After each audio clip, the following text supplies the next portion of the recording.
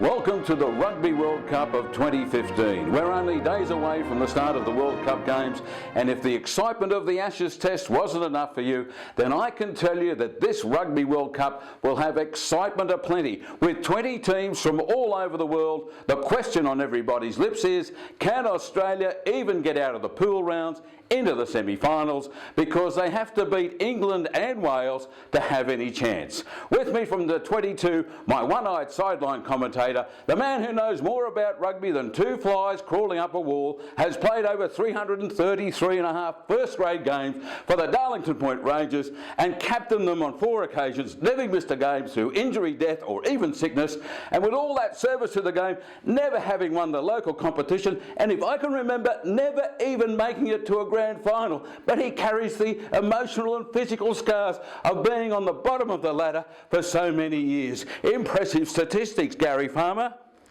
Well, thank you, Brendan. It wasn't that hard work, of course, and it won't all be hard work for these Australian team either, as they get to play Uruguay and Fiji.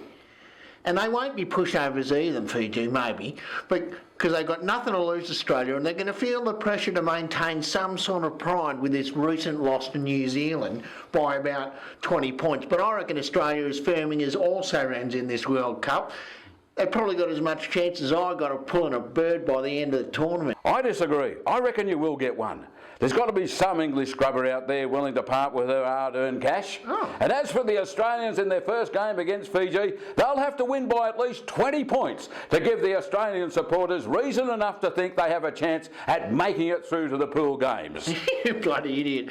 They're not going to win a game because you think they can. They've got to win a game by getting down and dirty, smashing it up the centre, cleaning out of the breakdown, throwing the ball wide and scoring tries. Now, the biggest concern for me is if the coach is going to pull his captain off at half-time. He shouldn't be doing that. A fella needs his energy. You can't be pulling him off at half-time. Maybe one or two of us at the end of the season when they played well and won the World Cup, but you shouldn't be doing that sort of thing. Well, I reckon that they'll make it out of the pool, grab a towel and dry off in the sun. You may be right about them, but from London, until next week, I'm Brandon Gay. This is Maul Talk. Catch us next week as we review the games of the first week of the Rugby World Cup 2015. Goodbye from London. London, my ass. We're in a studio. I'm hitting on your buffet.